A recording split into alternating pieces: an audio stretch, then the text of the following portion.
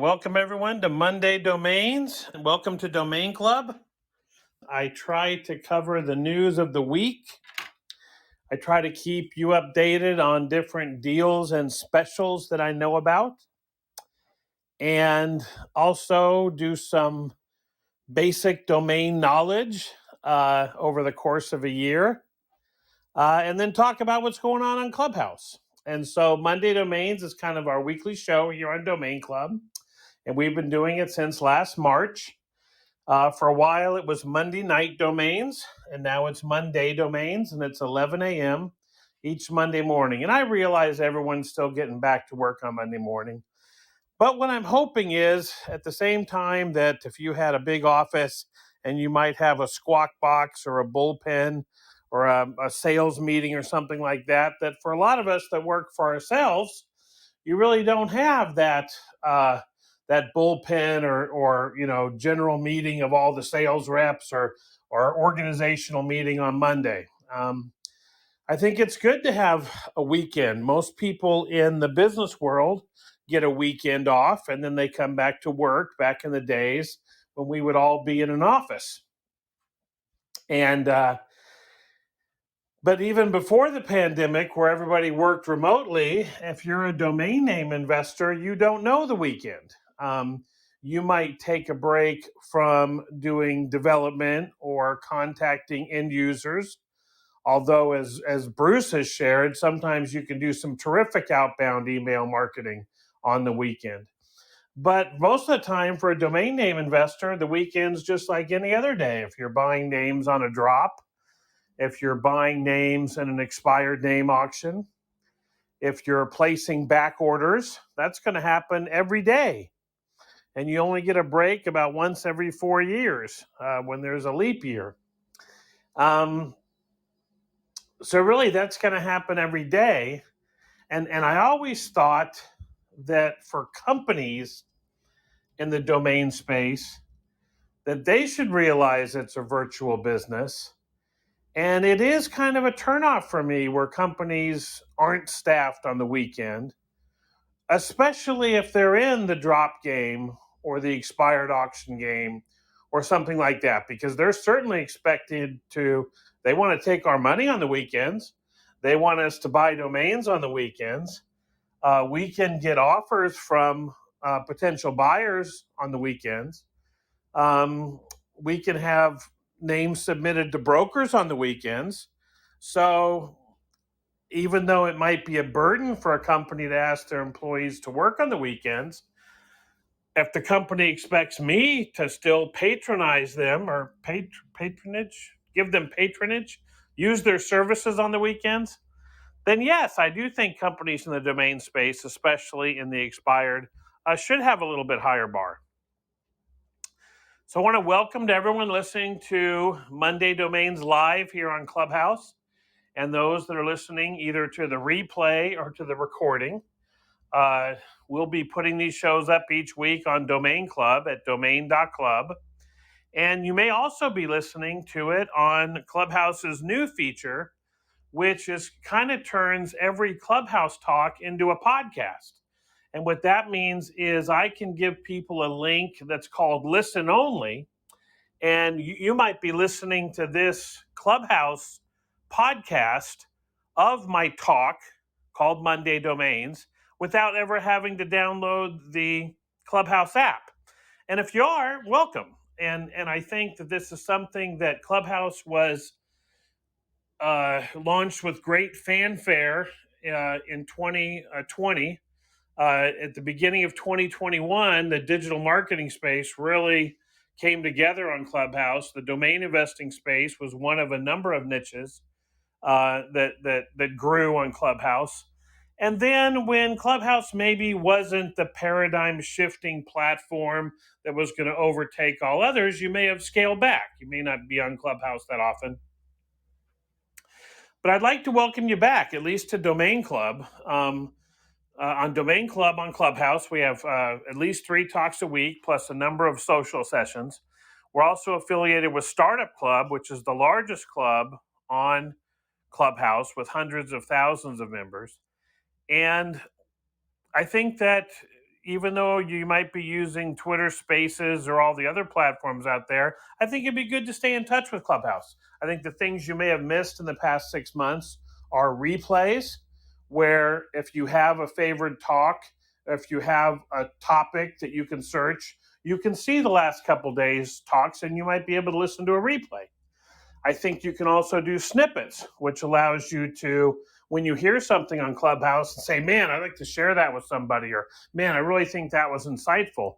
Just like you might notate something in a blog, you can now hit the snippet button as you're listening to it, which is the little scissors, and you can cut out a 15 or 30-second audio clip. And so I think that's what's going on. The other thing that we can do now, and you'll see here in a second, is I can pin different links now to my Clubhouse wall. So those of you that are listening, you may also be watching, although your screen could be doing something else. But if you are looking at the Clubhouse screen, it used to be you just see everybody's profile picture. And now what you'll see here in a second, if I can do it correctly, is I'll have a link up there of an article that I'm going to talk about today. And so I think Clubhouse has evolved a little bit. And if you're listening to this on Clubhouse Listen, it might be worth installing the latest version of the app. Now, there's been some negatives too. I think Clubhouse, when I first started, it was easy for me to connect with the domain investor community because it seemed like the system was better at showing me the rooms that I'd most likely want to be in when I first logged into the app. And that's gotten a little crowded and is a little tougher. I can't look at all my friends necessarily and see where they are. That I have to get used to swiping left, so to speak, and swiping right. Because if you think about the Clubhouse menu on the app, it's done by sometimes moving your whole screen left to see where all your connections are, or your whole screen right maybe to see other different things. So besides up or down, I have to remember left or right. I'm not a frequent app user. I know that's probably intuitive for a lot of you that use apps. I'm still kind of a desktop browser person. But anyway, if that helps anybody when you're trying to wonder how to connect with where everybody is, so to speak, I always want to be supportive of the other domain investor rooms. And I give everyone a chance, usually at the end of the show, to talk about what rooms they're doing. And I think there are some terrific rooms on Clubhouse.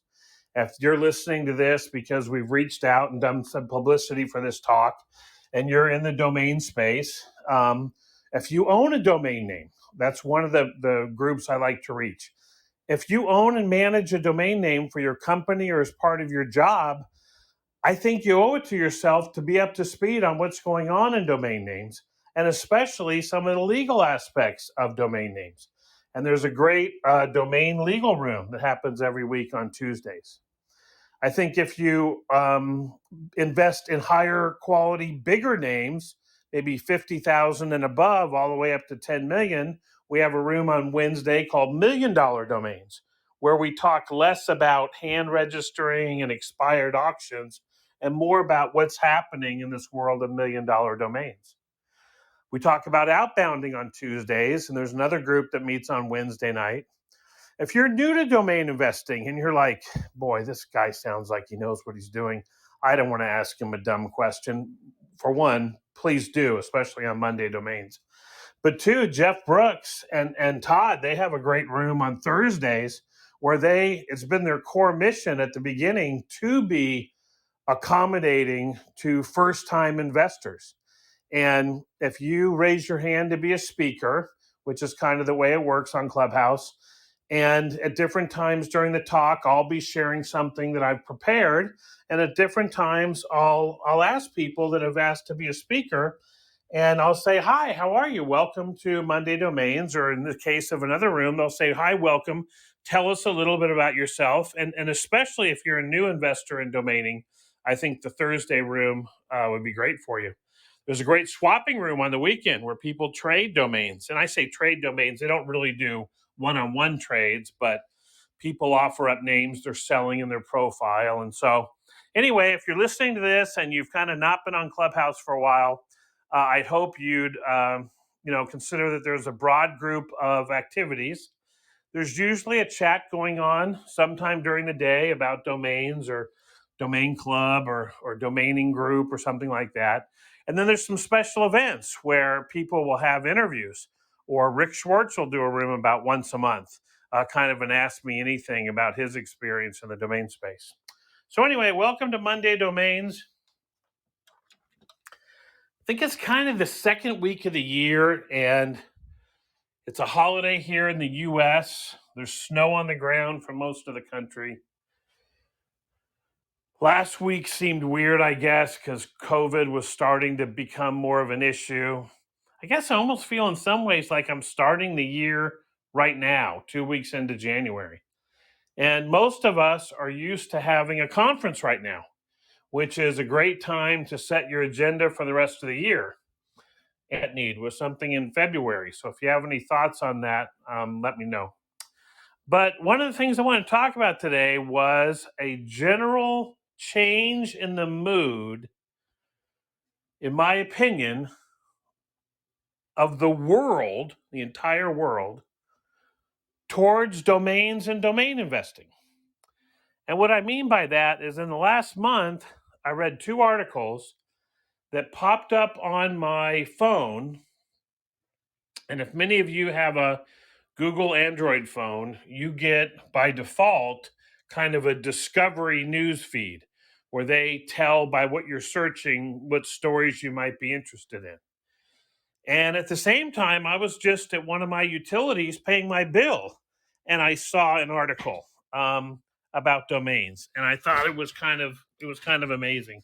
So I ran across these 2 articles here recently, and what it's really, I guess, been affirming for me is for 20 years I've tried to convince people that domain investing and buying premium domain names was no different than people that bought investments in stocks or real estate or something like that, that the best investments have a lot of demand, the best investments have a lot of investors, and the prices are high. You can't go and buy Apple stock and say, I'd like to pay the IPO price from 1991.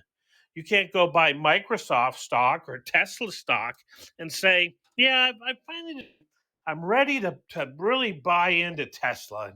I really think this Elon Musk has got something going on, and electric vehicles, their time is now.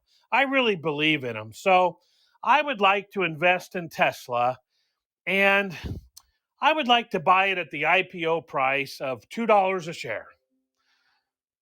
And you'd email Elon Musk and say, here's my $200. I'd like 100 shares. And of course, he's going to say our stock trades for $1,400 a share. You say, yeah, but I just decided that I wanted it, and so I should be able to get it at the IPO price. Well, I think that's what a lot of people think about domain names, is because after 25 years, they finally decided that they need an online presence that they own, that's not Google or Facebook or Twitter, that's not controlled by Google, controlled by Facebook, controlled by Amazon, controlled by Alphabet. They want their own unique presence where they can send their customers to, because they're having to advertise. They're having to advertise online. They're having to pay Google and Facebook to advertise. So as long as you're paying to advertise, why send people to a Google page or a Google My Business or something like that, or a Facebook page where they own your customer? They own the data. And you finally realized, I want to have my own website. I'm just going to forward it to a site that I already have, but I want a better name. Just like I'd like to drive a better car, I'd like to live in a better house, I'd like my business to have a good physical location, I'd like to have a nice brochure, I'd like to have a good sales strategy, I like to present myself well. You know what? I want to do that in a domain name also. Or I'm starting a company and I need some credibility at the beginning. People haven't heard of my company. They haven't even heard my pitch or my presentation. And there's no guarantee when I tell them the name of my company that they're always going to say, hey, tell me more. So I think a good domain name can have people develop a first impression of your company before you even tell them what you're doing, simply by telling them your name or giving them your email address or having them see a link. So you've just decided that's something that you want, and you want to go back and buy it for $9 as if it hadn't been discovered, or it hadn't been minted, or it hadn't been originated. And what I mean by that is it hadn't been introduced into the DNS system. And somebody also thought of that name and bought it either for investment or to run a company on 5, 10, 15, 20, 25 years ago. You can't go back and say, I'd like to turn back the clock and buy it for that price. And a lot of us that sell domain names, we have people inquire about them and we quote back a price, and it may be 2,000 or 10,000 or 30,000 or 100,000. And of course, if we constantly quoted prices that no one ever paid, we would go out of business. So for those people that are listening to this show about domains, and for those people in the domain business, you can say to somebody, listen, I'm quoting you this price because it's what I'd like to get for the domain name, but I don't do this willy-nilly. Every day there's hundreds of thousands, if not millions, of domain names being sold. So we've always thought that in the domain name space. But what about everybody else? Everybody else has still thought, oh, domain investors are cyber squatters. Cyber squatter, cyber squatter, cyber squatter. And most articles about domain investors, even lately, if they started off with something, they always had to use that word cyber squatter somewhere. They always had to use the word cyber squatter or something like that. And I think what's interesting is just recently I saw a couple of examples where domain investing is, hold on a second, I'm going to get this link ready, where domain investing has been looked at from kind of a common sense point of view. And imagine what domain investing might look like to someone who doesn't have a 20-year history, who doesn't remember the bubble in 2000 and 2001, who doesn't remember, when there wasn't apps and people used the browser a lot. And what would it look like to someone looking at it new in domain investing? So I want to share with you guys an article I came across. There's two of them I want to talk about today. One is from Network Solutions, and they are a broker. They are a big registrar in the domain space. They're one of the original registrars, but they're also different in that prior to there being multiple registrars, Network Solutions was the only registrar. They had a monopoly not only on the registry of domain names, but also selling it. And they would charge $35 a year for 2 years, plus a setup fee. So it would cost you $70 or $105 sometimes to get a domain name. And when the U.S. government kind of wanted to set up a Congress, kind of like a world Congress to run the domain name space, which became known as ICANN, one of the first things they did do was they wanted to bring about competition.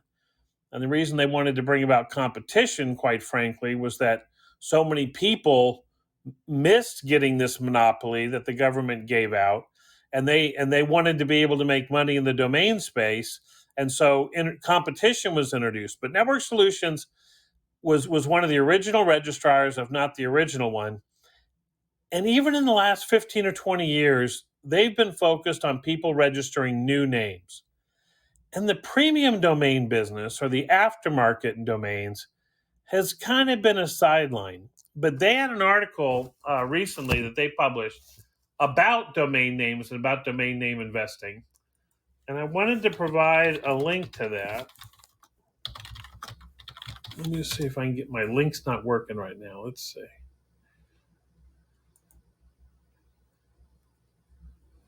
All right, I got it. So they published an article called A Guide to Premium Domain Names. And this was published by the Network Solutions team on December 15th, 2021. So last year. but a lot of people might have already been shut down for the holidays. And let me get this link up here.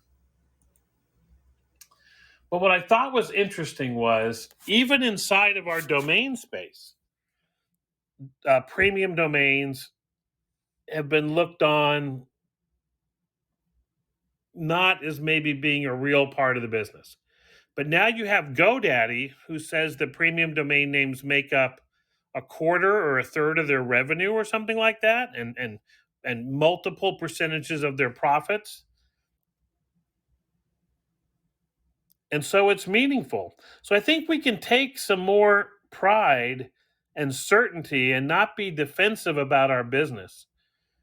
There's no reason that domain investing and premium domain investing shouldn't be considered on par with investing in real estate, where the original builder of the real estate has sold it based upon supply and demand. And I think if we aren't the ones that are going to at least share that, let's see. If we aren't going to share that, then really who else is? All right, I'm now going to pin a link. So those of you that can see your screen, you should be able to see Network Solutions blog. And if anyone can back channel me and let me know if that article is coming up, it should be. Let's see. All right, a guide to premium domain names. So what was interesting about this is it starts with the question, what is a premium domain name? And I think inside the space, we've argued about premium domain names and what does that mean? And I think inside the space, it's become confusing because for many of us, a premium domain name has meant, with the new TLDs that have been introduced, a domain name with a high annual fee, or a domain name where you had to pay much higher than the regular fee for a domain name because it was considered premium. So for instance, if you want to buy a domain name in .xyz and somebody owned metaverse.xyz and they let that domain name drop, the registry would capture that name and then they would reprice it. So it would still be released like any other name, but they would attach a high premium price, maybe $10,000 to that name. And the registries can do this as long as they keep the names in different tiers, TIER, and they can move names among tiers at different times, and they can change the pricing of entire tiers with more flexibility. And I think that they can also have tiers, TIER, where you pay a high one-time price or sometimes a high one-time price and a price thereafter. So for those of us in the business, that's what we've kind of learned premium domains are. But we also have used the word premium domain names to mean domain names sold on the aftermarket. And this article says, what is a premium domain name? I'm quoting from the Network Solutions blog here. It's a question that you might ask if you're planning a website or rebranding your business. Now, think about it. I know you guys are going to laugh because I'm a big homer for domain names. And if you're listening to this and you're not used to hearing me on Clubhouse, you might say, oh my gosh, I can't believe you're saying that. Why are you so excited about this one article?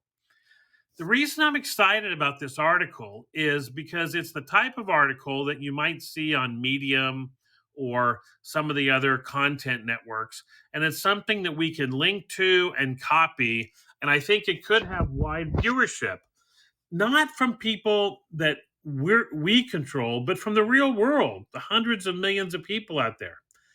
And they're starting off saying, what is a premium domain name? And I love it that the first sentence is, it's a question you might ask if you're planning a website or rebranding your business. And think about it. It's the assumption that if you're starting a website or planning your business, that you are by default probably looking for a good name, and you may not be looking for one that you have to think up what we call a hand registration domain name. And I would say almost every other article in the domain space in the last 25 years has started with go to a registrar, type in the name you want, and see if it's available. And I think it's just refreshing for me now that we're in the year 2022 that an article is starting with the idea that you want a premium domain name. You want the best domain name that you can get. And it's funny, they start the article, it's a question you might ask if you're planning a website, and perhaps the question you asked Google just now. And what's interesting about that is, look at how the content's being created now. The title is a guide to premium domain names. And what they're hoping to be is an answer to a question, what is a premium domain name? Because Google is starting to put questions like, what is a premium domain name, above the organic search results in google.com. What they're basically saying is, we think you might be looking to answer a question, and they're going to steal some of the content from this blog post to let you answer that question without leaving Google, or you may go to the article to get more answers to your question. So right now, I think this article, because of Network Solutions' long history of being a valuable website and probably having great credibility, this is going to get some traction. And so they say, we're going to explore what you need to know about premium domain names. And we always want to jump to price. But this article starts around with, stick around as we discuss what premium names are and how to secure one or many. So we've always thought when we start a domain business that we want to get lots of domains related to that business. And now we have an article, a generic domain name article, that even at the very beginning is introducing the concept of owning one or many domain names for your website. So again, it's a well-written article. They still know that they have to hook the viewer in. And they're saying, we're dissecting what makes premium domain names so desirable that you'd want to invest in them in the first place. Now, what's neat about this is not just invest like an investor for resale speculation, but as a business person or a nonprofit, you want to invest your resources in things that can benefit your company. So think about that question. And think about when they made this article, they probably contracted with someone to write it. It's very well done. And think about saying, I'm going to start using the words that this article is using. When I talk about someone that wants to buy a domain name, maybe I need to talk about that they are going to invest in a domain name. And I use this when I give people a quote on a domain name. I always usually say to them, I say, your investment is in year one. I don't say your purchase price or your, what you pay me. I say your investment, because what I'm trying to equate to them is they're investing money, thousands of dollars, if not more, and that they're getting something back in return for the money. It's not that they're spending their money and it's gone. They're simply replacing their money with something of equal or, I think, greater value. So I think the fact that they talk about investment is good. And then they say, we'll talk about different use cases to understand what you can do with premium names. And then we'll talk about the domain name aftermarket to learn what role premiums played there.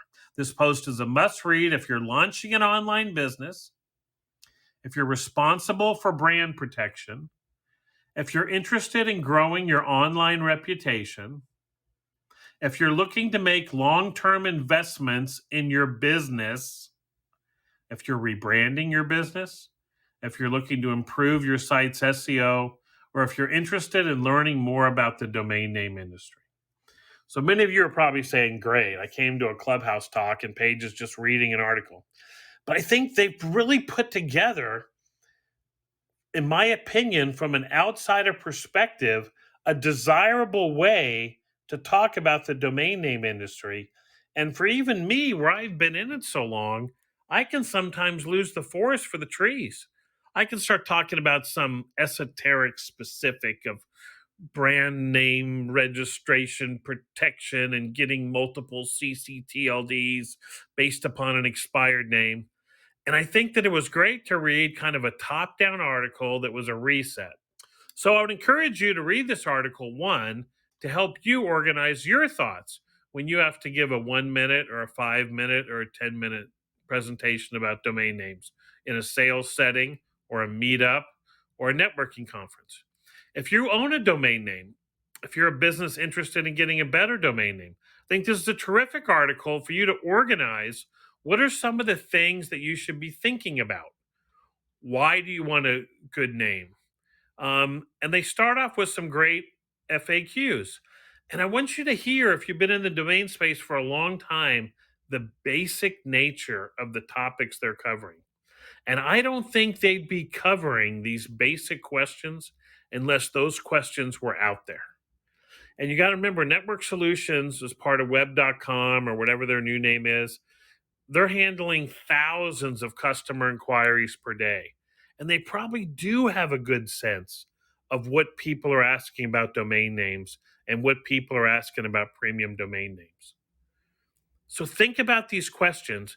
And when you're trying to have a longer discussion, maybe if you're a domain investor with a prospect about a premium domain name, and you don't want it to just be about name and price. And we talk about this at Outbounding Club. You want to build the relationship. You want to try to develop a sense in outbounding where you have a horizontal relationship with another business person. And it's not just what's the price, what's the price, what's the price. And I think this can give you some ways to lead the discussion where you can say, listen, before we talk about price, I just want to go over a couple basics. And they may say, no, just give me the price. And you'll say, I know, I'm the same way. You have to be familiar with them, with the customer. But just listen to these basic questions and ask yourself, do you really cover this? Do premium domain names function the same as a regular or primary registration domain name? Now, most of us that have been around the domain business would say, of course. That's a stupid question. Of course they do. But realize that not everybody may think that. They may think that if they go buy a name today from Namecheap or GoDaddy or another registrar, or if they go to Squarespace or Weebly and as part of the process of building a website, they buy a domain name, or if they go to their hosting company, most of the time they buy the name and it's already ready to go. And they're being asked, what do you want to do with the name? And they may wonder, well, what happens if I buy a domain name from a third person? Is it the same as if I just would have registered it myself? And we know it is, but I think we want to be able to point to a question and answer like this and say, yes, they do. Functionally, premium domain names and primary registration domain names are the same. And again, I know I'm seem way too overexcited about this article, but just think about the value of that one sentence permeating 10, 20, 30% of the domain name and possible owners of the country and the world. That yes, functionally, premium domain names and primary registration domain names are the same. So if you're sitting there wondering if you buy a new domain name and you buy it from a third party, is it going to function the same as the domain name that you registered and you were the primary registrant or the originator of that domain name? And the answer is yes. And then they give a little review here. Domain names save us from typing in strings and numbers. Then the next question is, have all premium names been used for perhaps past websites? So that's a good question. People may be wondering if they buy a domain name, has it been used before? And Network Solutions in their post, they say not necessarily. Sometimes people buy them and don't doing anything with them. On the other hand, sometimes they can have a rich history. They talk about a history can be good if it has a lot of traffic and existing links, or a history can be bad if it's ever been on a blacklist or used for spam, or you need to clean up its search history. Then they hit the elephant in the room. What's the difference between investing in premium domain names and domain name squatting? And most customers that we talk to who just want to get a good price on a domain name say there is no difference. Anyone who owns a domain name that I want right now and they own it, they're squatting because I just decided I wanted it today. And I think we've all talked with men and women out there who have that sense that they've just thought up a business. They've just thought up, wouldn't it be great to have a domain name, an exact domain name that they have in their mind for that business? And then they find out it's taken. And their first thought is something's wrong. I should get it. I should get it. But I think articles like this are going to help us as we simply say it shouldn't be a surprise to anyone that, yes, you can't have everything you want. You can't have stocks at their IPO price. You can't have real estate at the same price that it was sold to the public at when the land was plotted and zoned 100 years ago. And yes, not all premium domain names are owned by people that are domain name squatting. And Network Solutions has a nice little interjectory here. They say it's a fair question and a good one too. And I think we should take on this question as a fair question and a good one too. But here's where I think that the article has changed. And I think the more it gets out there, the more that we're going to feel like domain name investing might one day have the future we all intended. Domain investors, what the article says, domain investors purchase domain names to make a profit off them. So for those of you that are just jumping in, I'm going through an article that was done last month on Network Solutions called A Guide to Premium Domain Names. And I think it's a great reset for how domain investing and the ownership of premium domain names should be thought of right now. Not 20 years ago, not 10 years ago, not 5 years ago, not 30 years ago, but right now. And I think it's a reset that gives more respect and credibility to domain names, to premium domain names, and to premium domain name investors. And I think the more that we can use this, whether we make presentations to social groups or business groups, or we link to it at different times, I think it's going to help us. And so just think about, instead of calling us cyber squatters, this article is saying domain investors purchase domain names to make a profit off them. Now, is that really a surprise? Should it really be a surprise that every business person is probably out there to make a profit, if not an economic profit, to do something good for the environment or the community? And this article says domain name investors, they look for domain names with potential, brandable names that someone would want in the future, or they purchase names that might be likely to get traffic and monetize them by creating landing pages. However, they don't engage in nefarious practices like registering trademark names or typos of trademark names. Those practices reek of cyber squatting. So we finally separated, at least in this article, domain investing from cyber squatting.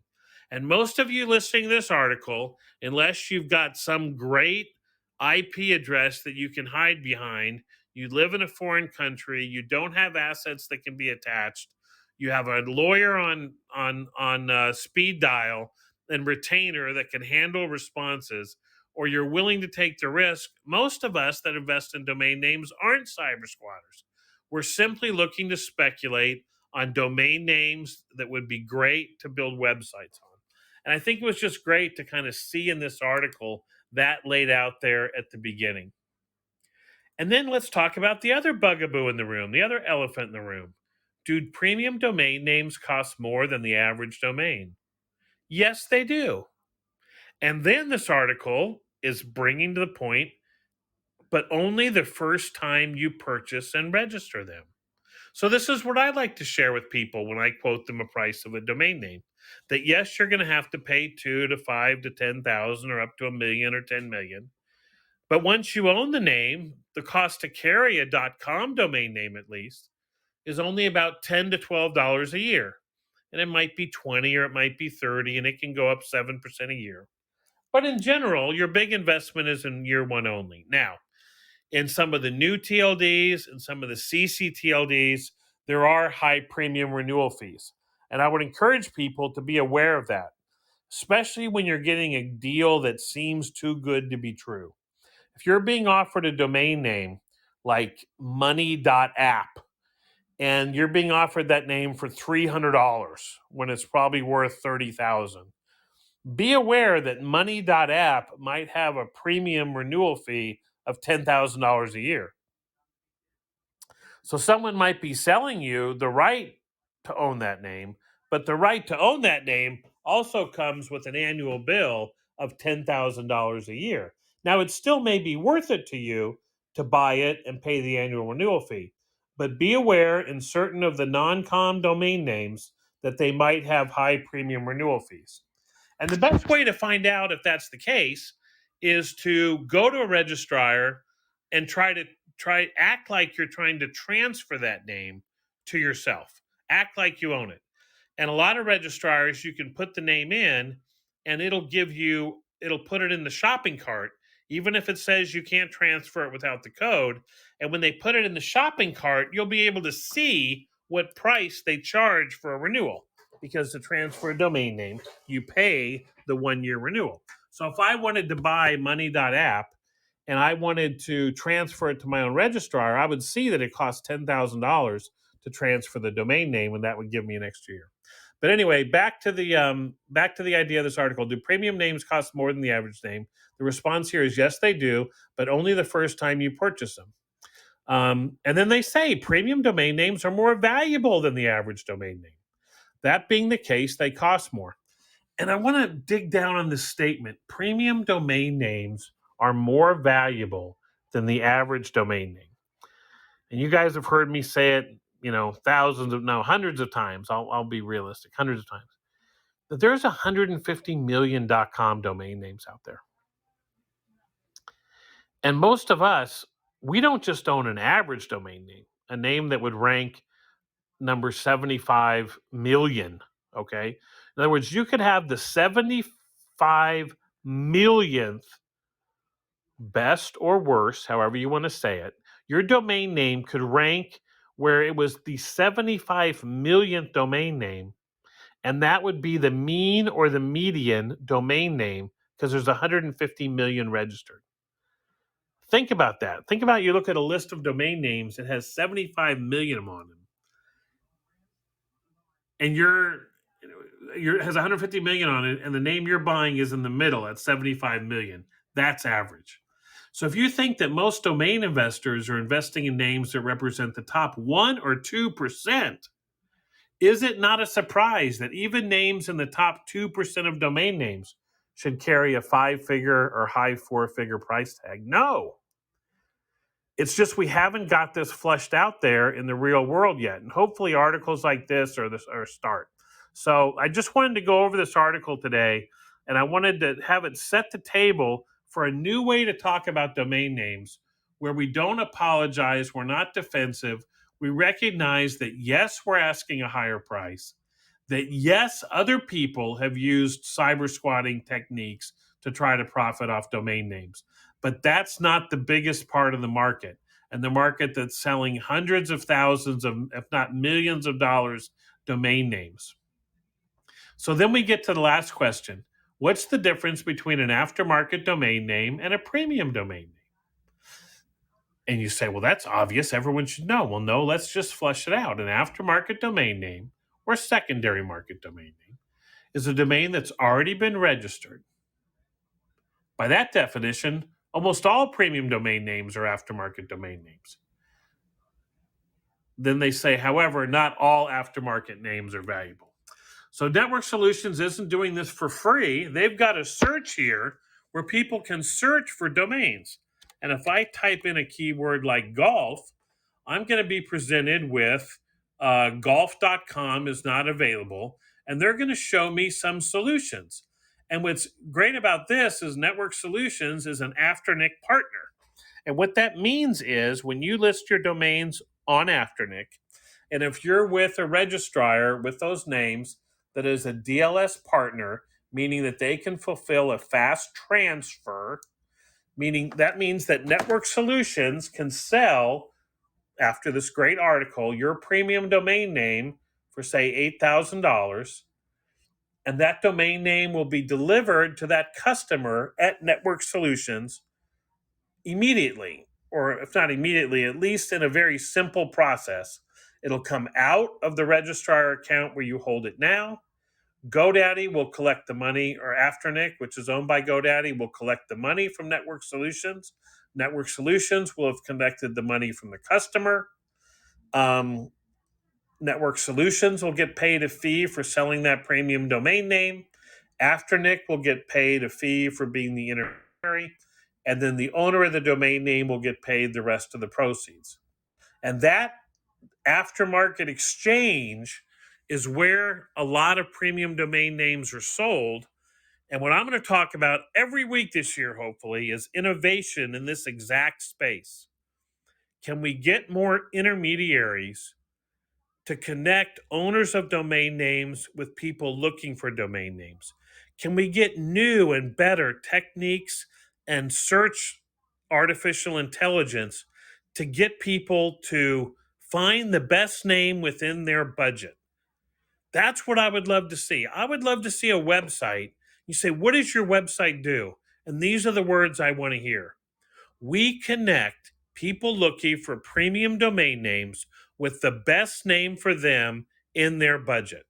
And if we could give buyers a sense that they could use a website that would have access to most of the available domain names, and that they would be led along a pathway where they could find the best domain name within their budget, I think we'll have more transactions. Because if I knew as a buyer that I was on a website or I was on an app or I was on a multiverse, if I was on something where I had a comfort level that I was being presented with all the options in my price range for the type of name that I wanted, I would be more comfortable to pull the trigger, because it would be like wanting to buy a used car and knowing that you had looked at every used car in your price range with the things that you wanted. And if you found the best one of that list, you wouldn't have to wonder, oh, I better keep searching. There's probably another one out there. Or what if I could find another one? Or I wish I could get a better one for this price. The more that we can connect with people and show them that they have adequately searched to get the best domain name, I think we'll have more activity. Now, it may not benefit us all. We may benefit now from the fact that people might just think up our name and pay for it without any competition for any other names. And that may be good for us right now. It may be bad to have people have more selection, but I think overall it'll help the industry. So, anyway, I know I'm enthused about this article, and it's just an article, and there's probably been articles written just as good over the past 5 and 10 years. But I think the idea that they've introduced that premium domain names are just as valuable as the primary market, and then they introduce premium domain name characteristics, qualities of a premium domain name: short, contains relevant keywords, is in a widely recognized TLD, might have some authority as an old name with links, might have some traffic history, and might be brandable. So, yes, we can now use some of this language to tell customers and link them to an article that says that a brandable domain name, this is how they reference it, is easier when your domain name is memorable and recognizable.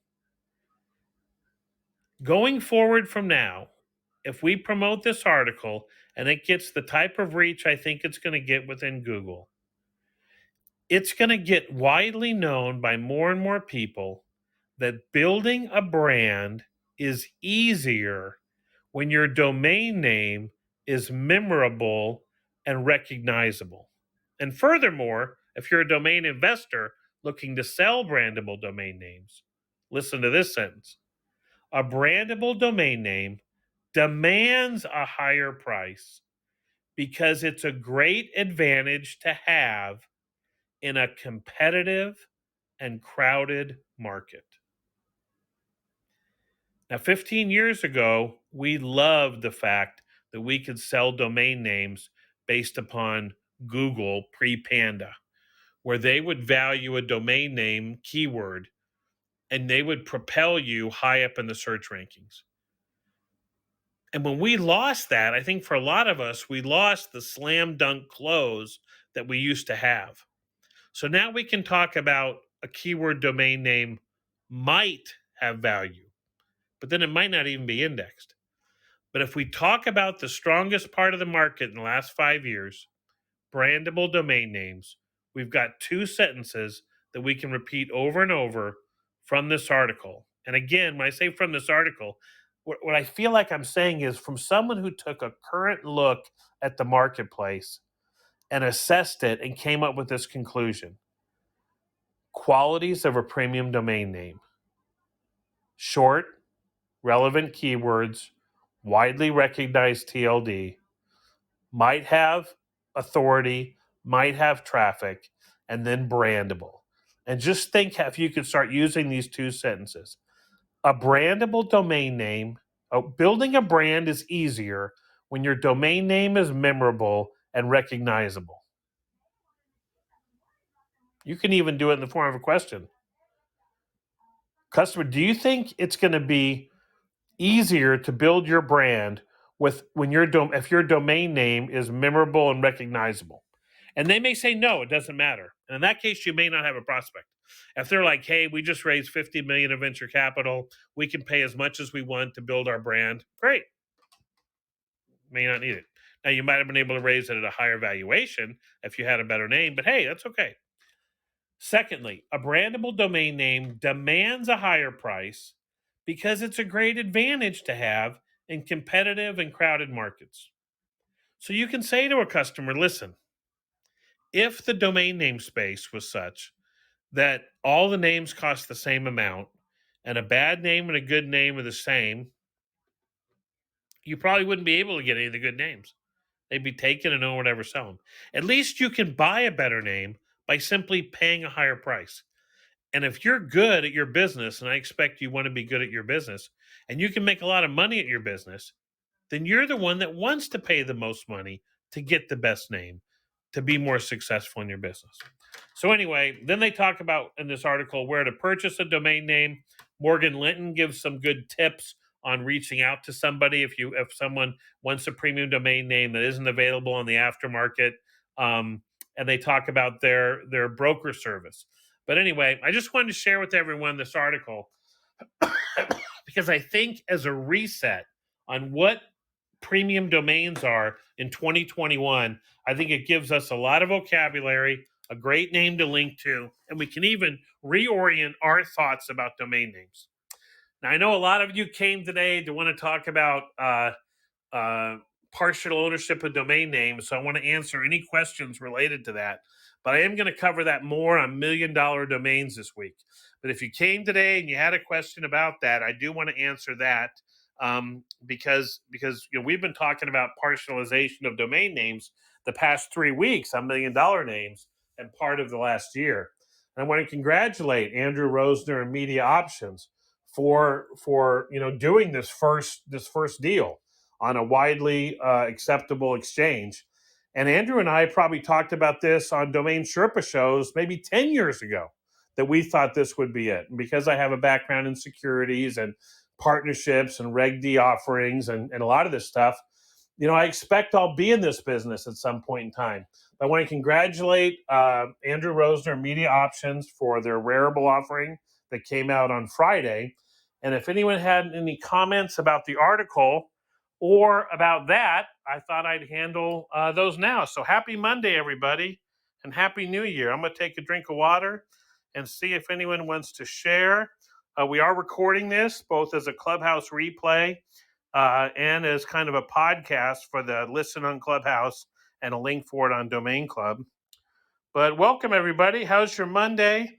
And do you think having an article like this, which I reference I've pinned it above, helps us with some more phrasing?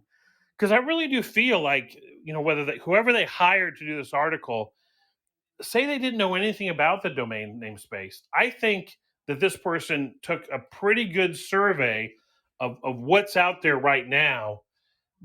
Didn't seem to be cluttered by a lot of history, didn't feel like they had to cover ICANN, didn't feel like they had to cover business.com selling for 10 million. I think they just talked about it in a reasonable and rational way. And I think that this type of article could be something that we can all link to when people say, what do you mean I'm having to pay more than a regular name? Because I don't think this article, besides the fact that it does advertise network solutions, Maybe someone will use their service to buy a domain name and they won't buy a name you're trying to sell them. I leave that up to everybody. But anyway, I wanted to talk to see if anyone had any questions or comments about that article or about shared ownership.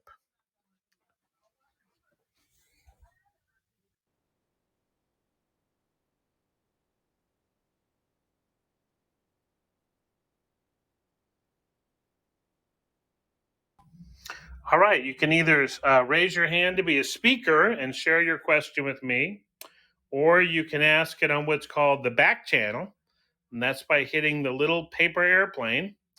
If you hit my profile image, you can hit the paper airplane and send me a message, and I probably won't use your name unless you tell me it's okay to use your name.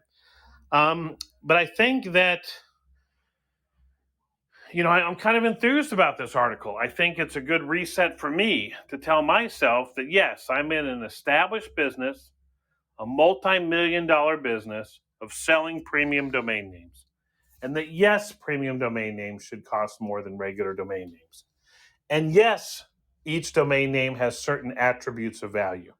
And by going through each of the attributes of value in a domain name with your prospect, or even when looking at your own portfolio, ask yourself, is my name short? Does my name have keywords in it? Is my name in a widely recognized TLD? Is it brandable? If I was having a discussion with someone, I'm talking to domain investors now, would you be able to say that this name, compared to many others, would make it more likely that your company will be successful? And I think that's what you're selling somebody. Almost all values get back to a simple concept.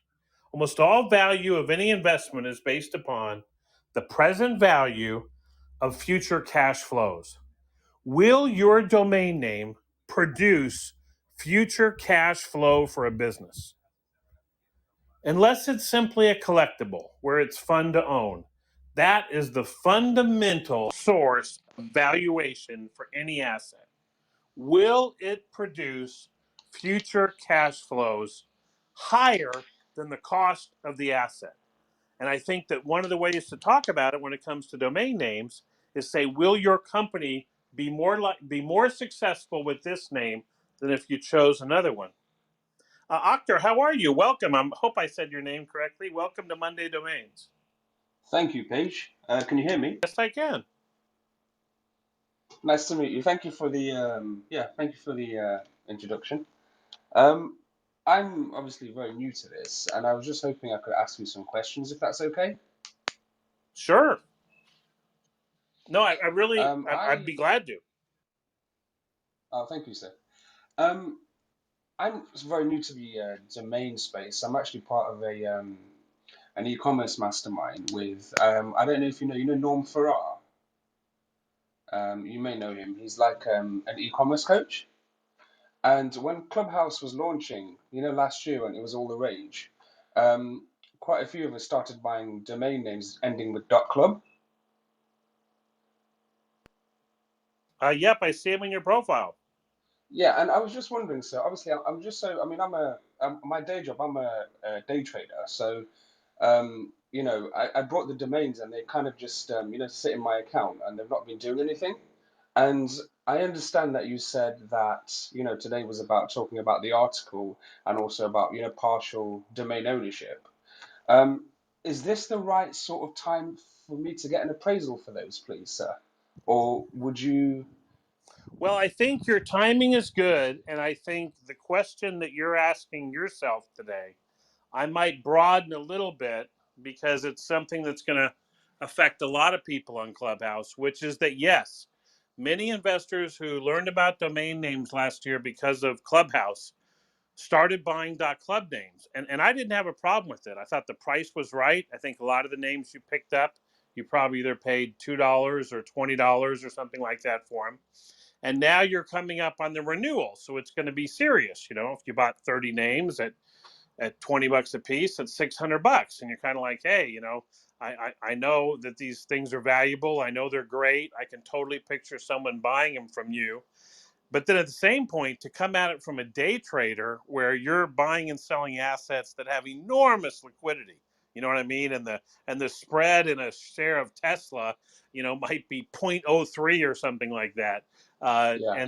And you can take advantage of the fact that you have multiple bids and multiple offers, and you can arbitrage between exchanges. You know what I mean? And then domaining, as you've probably found out, after owning them for a year, the liquidity in domains is a long, long way from that. We have a lot of offers, to use stock market parlance. We have a lot of offers, and we have very few places where there's bids. So you can't just hit a bid, get out, get your liquidity back. And has that kind of been your thinking, or have you really looked at domains as the foundation to build businesses on? Well, I was looking at it from my sort of rationale behind buying domains that are to do with, betting. Um, I've I've bought some stocks. I'm based in the UK. You can probably tell from my accent. I bought some stocks that are, to do with betting stocks. And I've noticed that in the USA, more and more states are opening up, betting and making it legal.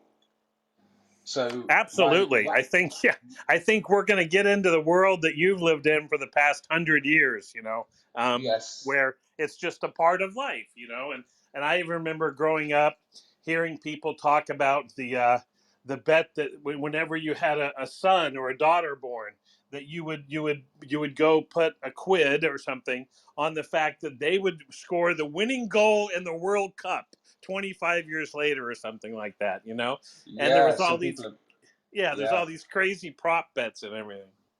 Yeah, there was a gentleman actually who, when his son was born, I think he put a bet on. I think it was £1 that his son would be a future England goalkeeper, and it happened, and he got paid out. I don't know how much, but I think a couple of 100,000. Oh yeah. 20 years later. But yeah, my rationale was obviously those names are there.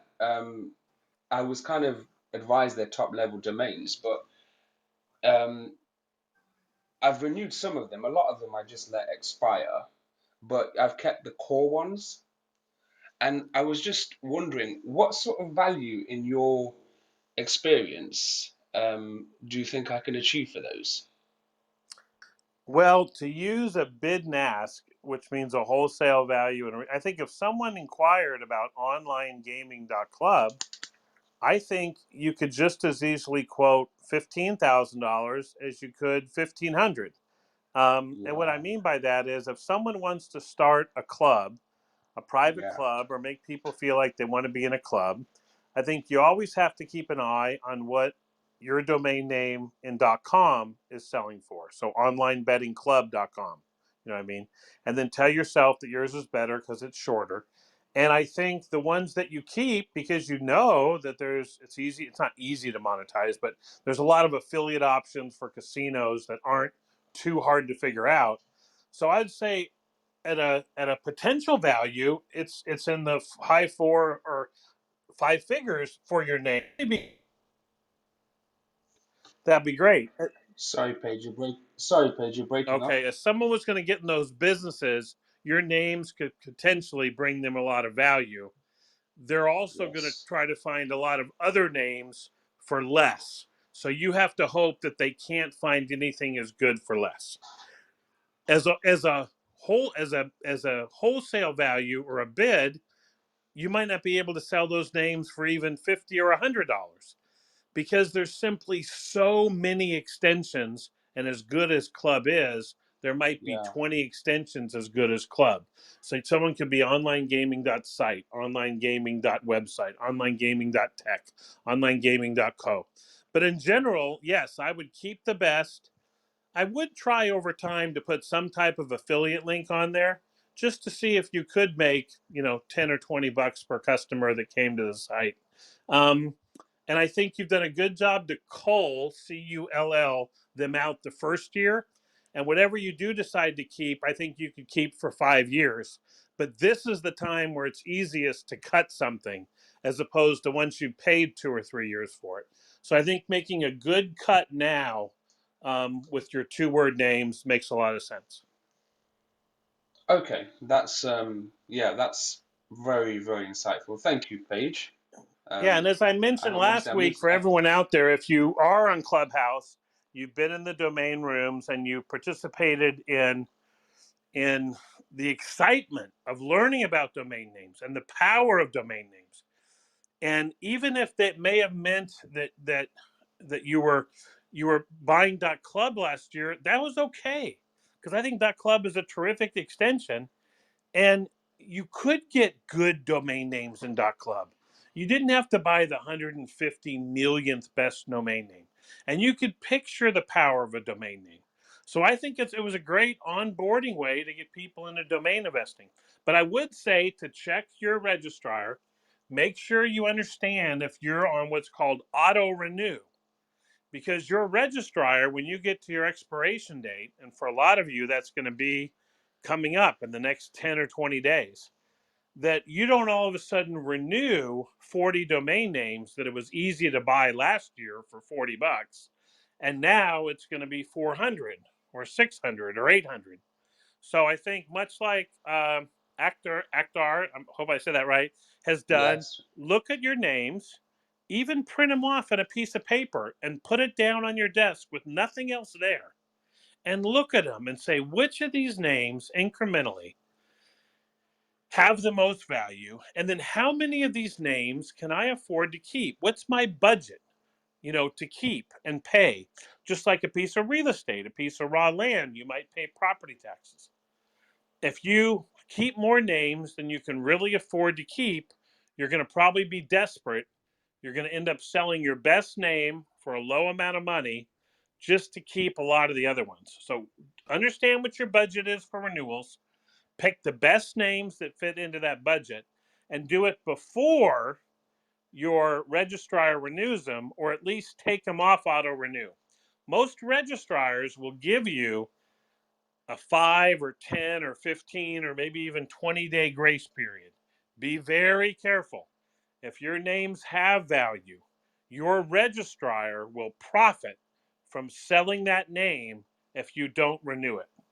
Now, that may not be an issue with a lot of .club names if you bought stuff that you thought was great a year ago, but now you realize isn't. But if you do go past expiration date and you go into what's called the grace period, be careful. Know the rules of when you can still renew it because you're thinking about it, and then watch out for the auto renews. So that's my best advice for those that may have jumped into a bunch of .clubs. Super. Thank you so much, Paige. I appreciate your obviously your advice and your insights. Thank you. Well, good, and thanks for your question. Bless you. Let's I'm just see. gonna head Go off to ahead. a meeting now, so I'm gonna have to leave now, so I'm I heading off to a understand. meeting. Well, But good. you have Cheers. you have you have one tomorrow as well. You have a I won't have. I have a room about outbounding, meaning selling people on your domain names over the phone, and that's at 5 Eastern tomorrow. And then on Wednesday at 1 U.S. Eastern time, 1 in the afternoon, I do a talk called $1 Million Domain Names, where we talk about high value domain names. super. Okay, I look forward to seeing you then. So, hearing you then. Sorry. Yep. All right. Well, as we wind down Monday Domains, I wanted to give anyone who's got a room this week a chance to share, both with the audience and anyone else, um, what they're doing. And I mentioned some of the rooms that I want to make sure I support. Um, it's great to see everybody. It's great to see some new faces, some faces I haven't seen in a while. One just popped up there. Hello. And anyway, thanks for coming into Monday Domains. I am going to close down the show here unless I see a last minute question or topic, or you weren't going to raise your hand, but then you decided, oh, I should have. But it doesn't look like we have a lot of questions. I'll leave this link up for this article that I talked about today. If you're coming in late, I spent most of today talking about an article that was done by Network Solutions in mid-December. I think it's the type of article, the type of modern internet content that could have legs, and I think we should possibly reference. And it takes a reset view in 2021, late 2021, of the premium domain name in business, premium domain name investors, and the premium domain name aftermarket. and whether you're going to pick apart some of the things about calling premium domain names premium or not, whether we should call them aftermarket. I think that it's a new world out there. It's changing for the better. The perception that, yes, something of value that can help your website or company be more successful should cost more money. And to the extent that it has more and more aspects of value in it, it should cost more and more money. And the thing for businesses to decide is, what's your budget? How important are the benefits of a name helping your business be more successful? And are you ready to grow and have your business be more successful? I think that's the one thing that you could probably ask that will help you qualify a customer. I'm going to talk more about this on Outbounding Club tomorrow. That can maybe short circuit a lot of the discussions you may have later. You may want to ask somebody, if they're a prospect for your domain name, is this name for a new company or a company that you're interested in growing? Because that's where a domain name can help. And I think if the person isn't interested in growing, they would just like to have it, then maybe it doesn't make sense to even go down the journey with them about discovering price and value, because they're really not growing their business, or do they want to grow their business? So maybe the best question, and we'll talk about this on Outbounding Club tomorrow, is your business growing? Do you want it to grow more? Because that's the customer you're looking for, someone that wants to invest in growing their business. All right. Well, thanks everybody for coming to Monday Domains. I am going to turn off the room here. Replay should be available. Follow us at our club here on Clubhouse. Sign up for our mailing list on domain.club. And want to wish everybody a successful week. All right. Thanks.